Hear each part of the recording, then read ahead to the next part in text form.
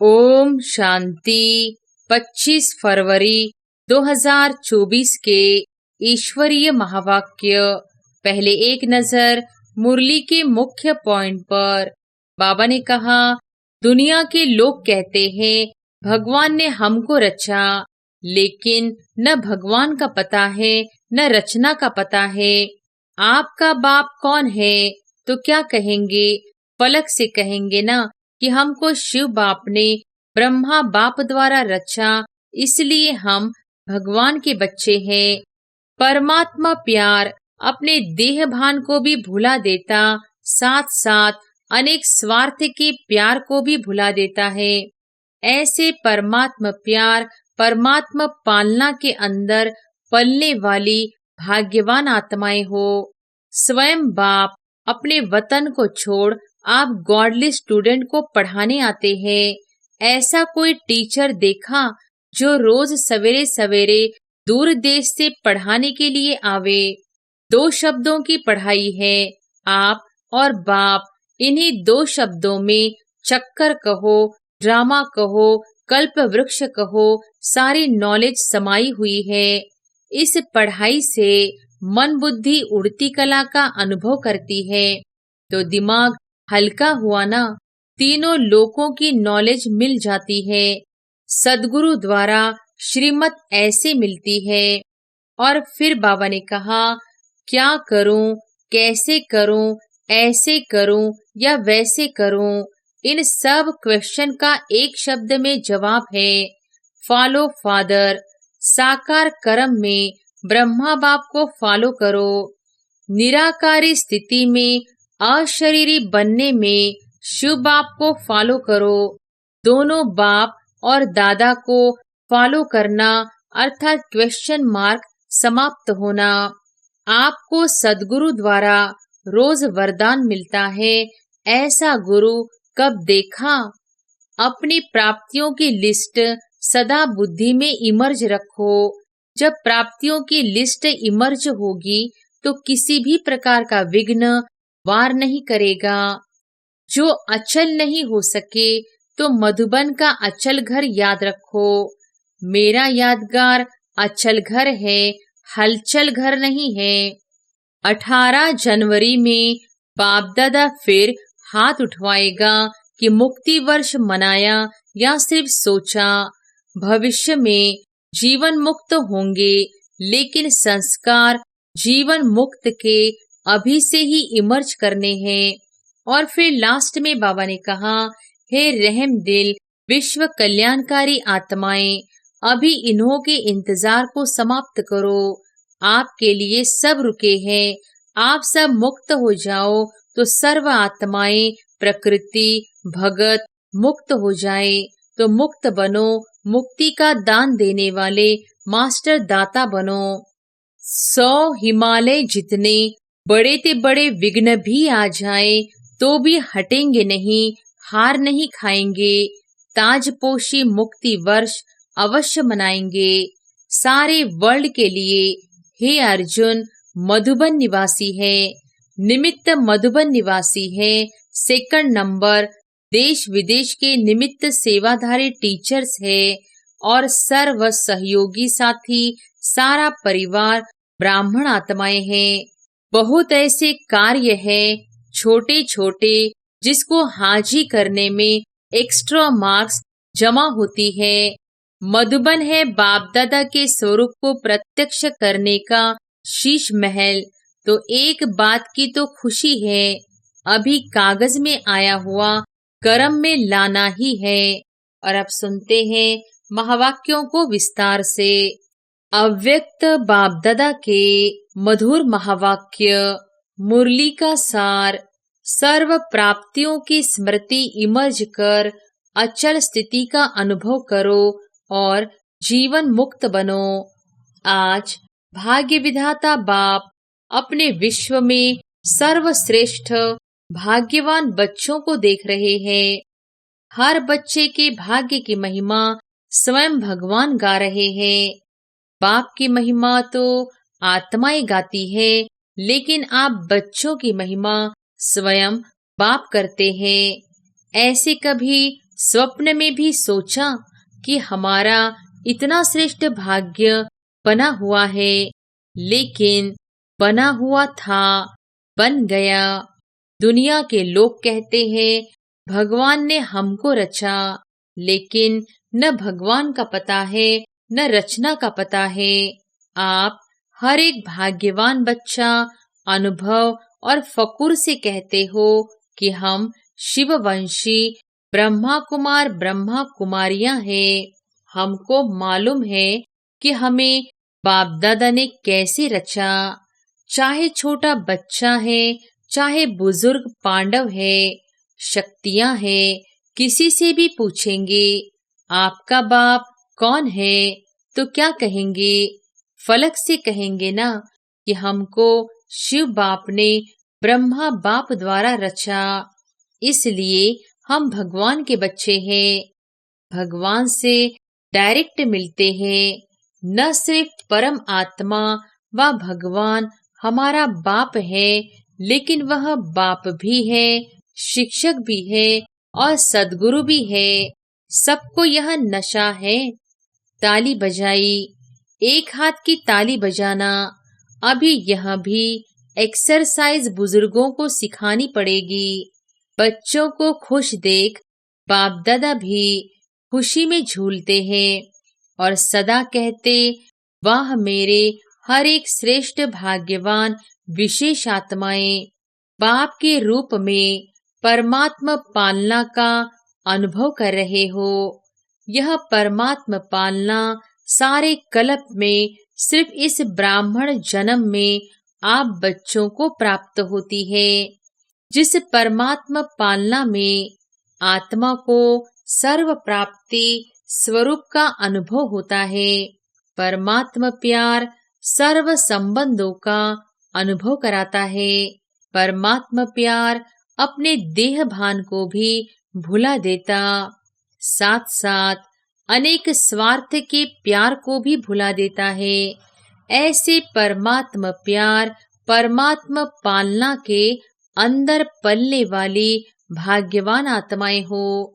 कितना आप आत्माओं का भाग्य है जो स्वयं बाप अपने वतन को छोड़ आप गॉडली स्टूडेंट को पढ़ाने आते हैं। ऐसा कोई टीचर देखा जो रोज सवेरे सवेरे दूर देश से पढ़ाने के लिए आवे? ऐसा टीचर कभी देखा? लेकिन आप बच्चों के लिए रोज बाप शिक्षक बन आपके पास पढ़ाने आते हैं और कितना सहज पढ़ाते हैं। 2 शब्दों की पढ़ाई है, आप और बाप। इन्हीं 2 शब्दों में चक्कर कहो, ड्रामा कहो, कल्प वृक्ष कहो, सारी नॉलेज समाई हुई है। और पढ़ाई में कितना दिमाग पर बोझ पड़ता है और बाप की पढ़ाई से दिमाग हल्का बन जाता है। हल्के की निशानी है ऊंचा उड़ना। हल्की चीज स्वतः ही ऊंची होती है। तो इस पढ़ाई से मन बुद्धि उड़ती कला का अनुभव करती है। तो दिमाग हल्का हुआ ना, तीनों लोकों की नॉलेज मिल जाती है।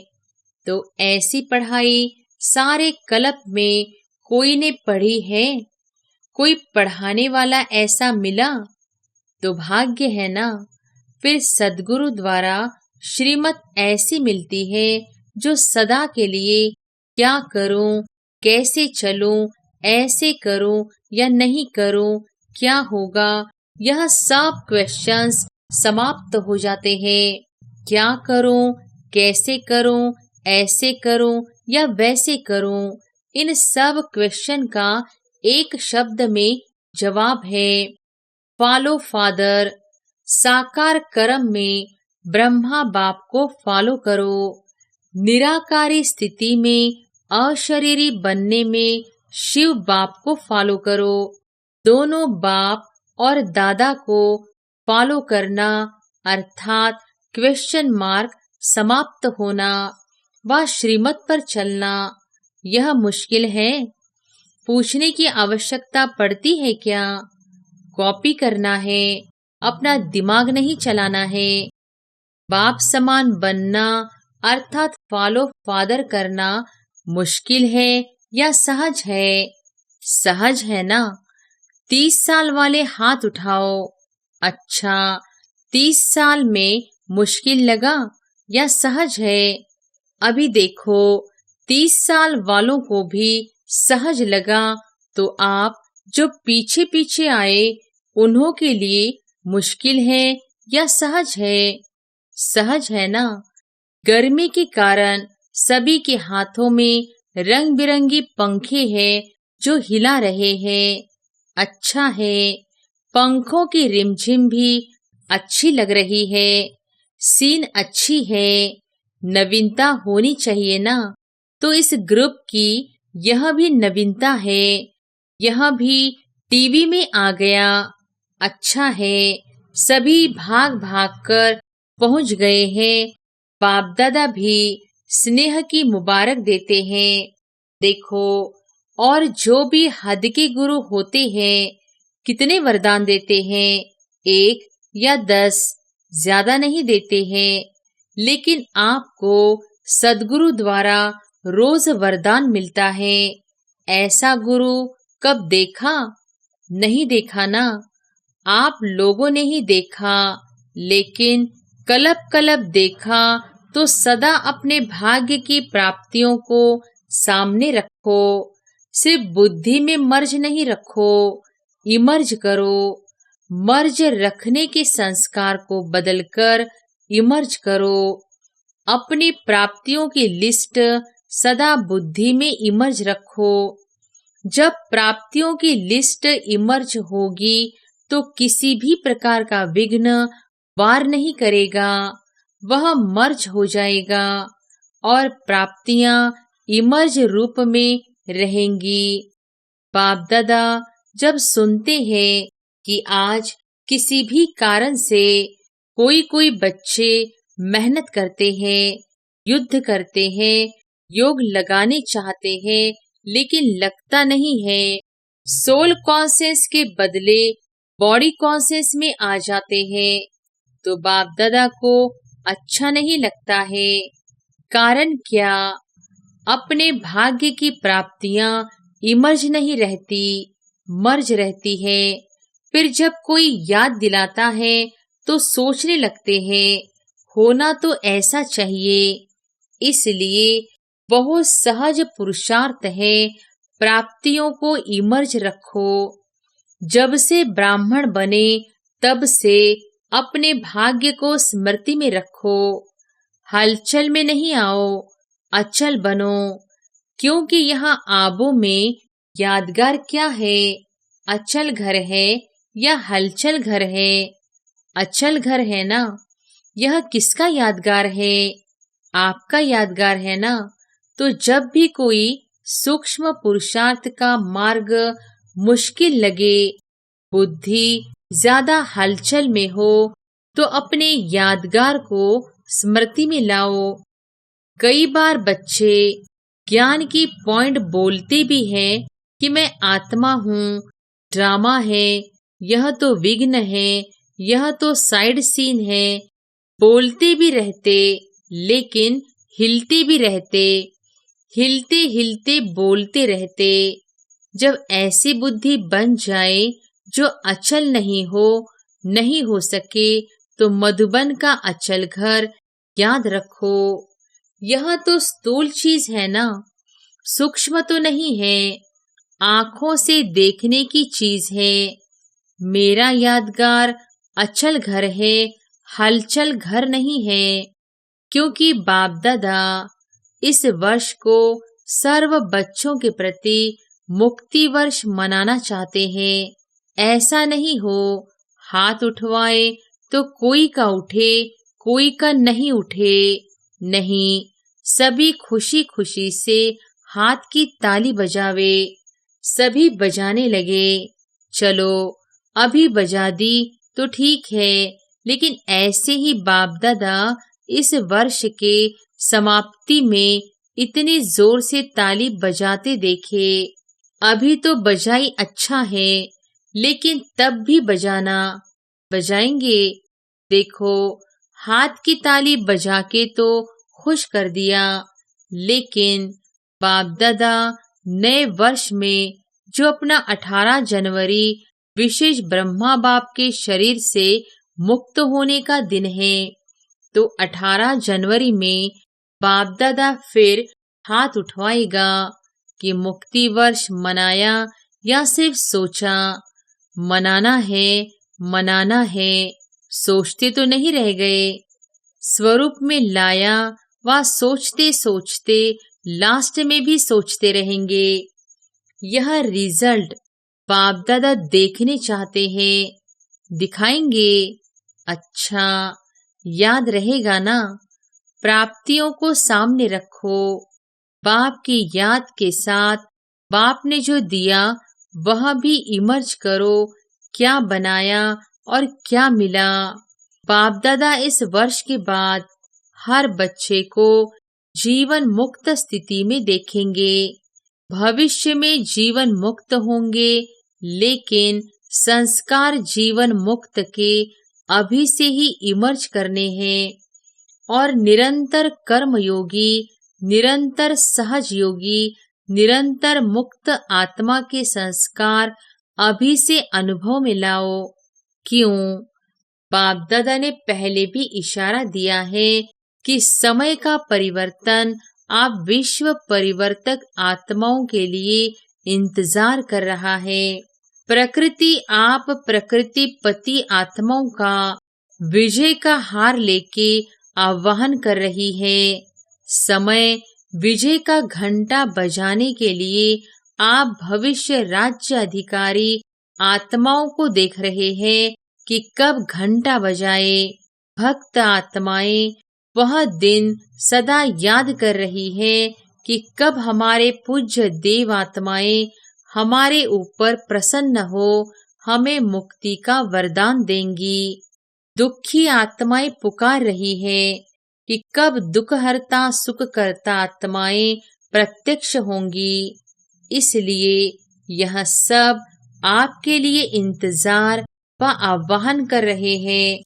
इसलिए हे रहम दिल विश्व कल्याणकारी आत्माएं, अभी इन्हों के इंतजार को समाप्त करो। आपके लिए सब रुके हैं। आप सब मुक्त हो जाओ तो सर्व आत्माएं प्रकृति भगत मुक्त हो जाए। तो मुक्त बनो, मुक्ति का दान देने वाले मास्टर दाता बनो। अभी विश्व परिवर्तन की जिम्मेवारी के ताजधारी आत्माएं बनो। जिम्मेवार होना, बाप के साथ मददगार हो। क्या आपको रहम नहीं आता? दिल में दुख के विलाप महसूस नहीं होते? हे विश्व परिवर्तक आत्माएं, अभी अपने जिम्मेवारी की ताजपोशी मनाओ। बाप दादा ने पहले भी कहा, 100 हिमालय जितने बड़े ते बड़े विघ्न भी आ जाए तो भी हटेंगे नहीं, हार नहीं खाएंगे। ताजपोशी मुक्ति वर्ष अवश्य मनाएंगे। बाप दादा रोज चार्ट देखेगा। ऐसे नहीं यहाँ से जाओ तो ट्रेन में ही कहो पता नहीं क्या हो गया। घर में गए तो बगुले और हंस की लड़ाई लग गई।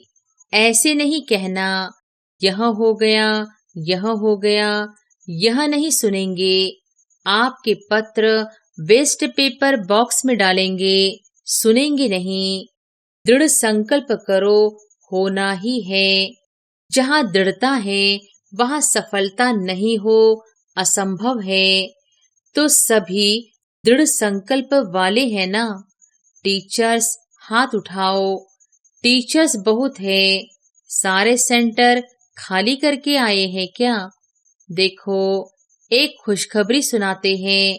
बाप दादा ने देखा, अभी देखा है, सुना है कि सर्व मधुबन वालों ने अपने परिवर्तन का लक्ष्य बहुत अच्छा रखा है। लक्षण तो देखेंगे, लेकिन लक्ष्य बहुत अच्छा रखा है। अपने में अंतर जो आया है वह भी लिखा है। लेकिन बाप दादा को खुशी है, अंतर आना शुरू हुआ, आगे होता रहेगा। लेकिन सभी ने अपने दृढ़ संकल्प का उमंग उत्साह अच्छा दिखाया है। अभी कागज में है, लेकिन कागज में भी पहला कदम तो है। तो बाप दादा को खुशी हुई। क्यों? सारे वर्ल्ड के लिए हे अर्जुन मधुबन निवासी है, निमित्त मधुबन निवासी है। सेकंड नंबर, देश विदेश की निमित्त सेवाधारी टीचर्स है और सर्व सहयोगी साथी सारा परिवार ब्राह्मण आत्माएं हैं। तो मधुबन का नक्शा बाप दादा देखेंगे कि बिल्कुल बदला हुआ दिखाई दे। मधुबन वाले तो कम आए होंगे, कईयों ने तो लिखा ही नहीं है। आगे बैठने वालों ने कम लिखा है, बहुत बिजी रहे हैं। लेकिन जब काम मिलता है तो लिखने में भी मार्क्स जमा होती है। अगर नहीं लिखा तो मार्क्स एक्स्ट्रा कम हो गई, नुकसान कर दिया। जो भी डायरेक्शन मिलते हैं डायरेक्ट बाप द्वारा मिलते हैं, चाहे निमित्त आत्माएं दादियों द्वारा मिलते हैं, उसको रिगार्ड देना अति आवश्यक है। इसमें न बहाना देना, न अलबेलापन करना। आगे के लिए बाप दादा बता देता है कि मार्क्स जमा नहीं हुई, इसलिए इसको महत्व देना, अर्थात महान बनना। हल्की बात नहीं करो। बच्चे बड़े चतुर हैं, कहेंगे बाप दादा तो जानते ही है ना। जानते तो है, लेकिन कहा क्यों? जानते हुए कहा ना, तो ऐसे छुड़ाना नहीं चाहिए। बहुत ऐसे कार्य हैं छोटे छोटे जिसको हाजी करने में एक्स्ट्रा मार्क्स जमा होती है। कई ऐसे स्टूडेंट हैं जो किसी भी पास्ट के संस्कार के वश बहुत अच्छे उमंग उत्साह में बढ़ते हैं, लेकिन कोई न कोई सुनहरी धागा, बहुत महीन धागा उनको आगे बढ़ने नहीं देता। वह समझते भी है कि यह महीन धागा रहा हुआ है, लेकिन ही कहेंगे। लेकिन ऐसे भी पुरुषार्थी हैं जो छोटी छोटी कॉमन बातों में हाजी करने से मार्क्स ले लेते हैं, और हो सकता है कि वह थोड़ी थोड़ी मार्क्स इकट्ठी होते हुए वह आगे भी निकल सकते हैं। ऐसी भी बाप दादा के पास एग्जाम्पल के रूप में है। इसलिए सहज तरीका है छोटी छोटी हाजी करने में मार्क्स जमा करते जाओ। कट नहीं करो, जमा करो। बाकी बाप दादा ने देखा मेजॉरिटी ने अपना उमंग उत्साह अच्छा दिखाया है, इसलिए दृढ़ संकल्प के लिए विशेष उन मधुबन निवासी बच्चों को बाप दादा हाजी करने की मुबारक देते हैं। याद प्यार भी दे रहे हैं, लाख लाख गुना याद प्यार दे रहे हैं। क्यों? मधुबन है बाप दादा के स्वरूप को प्रत्यक्ष करने का शीश महल। तो एक बात की तो खुशी है, अभी कागज में आया हुआ कर्म में लाना ही है। ठीक है ना? अच्छा, मुबारक हो। अभी अगर आप सभी को अचानक डायरेक्शन मिले कि अभी अभी अशरीरी बन जाओ, तो बन सकते हो कि हलचल होगी। क्यों? लास्ट समय का यही अभ्यास पास विद ऑनर बनाएगा। तो अभी बाप दादा भी कहते हैं 1 सेकंड में सब बातों को किनारे कर अशरीरी भव। ड्रिल। अच्छा, चारों ओर के अति श्रेष्ठ भाग्यवान परमात्मा पालना के अधिकारी आत्माएं, परमात्मा पढ़ाई के अधिकारी, परमात्मा सतगुरु के वरदानों के अधिकारी, सदा दृढ़ता द्वारा सफलता के अधिकारी, सदा अखंड योगी, अचल योगी, सदा विश्व परिवर्तन की जिम्मेवारी के ताजधारी, सदा सर्व प्राप्तियों को इमर्ज रूप में अनुभव करने वाले ऐसे विशेष आत्माओं को बाप दादा का याद, प्यार और नमस्ते। अभी मुक्त वर्ष में नंबर 1 मधुबन निवासी ठीक है? हो सकता है या मुश्किल है?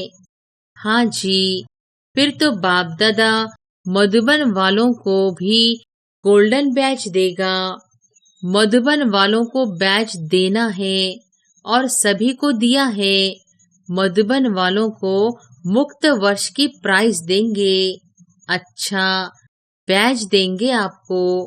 अच्छा, वरदान है, ब्राह्मण जीवन में एक बाप को अपना संसार बनाने वाले स्वतः और सहज योगी भव। ब्राह्मण जीवन में एक बाप को अपना संसार बनाने वाले स्वतः और सहज योगी भव। ब्राह्मण जीवन में सभी बच्चों का वायदा है, एक बाप दूसरा न कोई।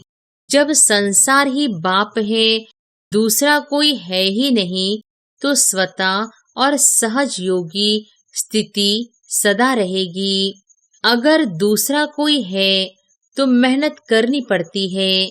यहाँ बुद्धि न जाए वहाँ जाए, लेकिन एक बाप ही सब कुछ है तो बुद्धि कहाँ जा नहीं सकती। ऐसे सहज योगी सहज स्वराज्य अधिकारी बन जाते हैं। उनके चेहरे पर रूहानियत की चमक एक रस एक जैसी रहती है। स्लोगन है, बाप समान अव्यक्त व विदेही बनना, यही अव्यक्त पालना का प्रत्यक्ष सबूत है। अच्छा, ओम शांति।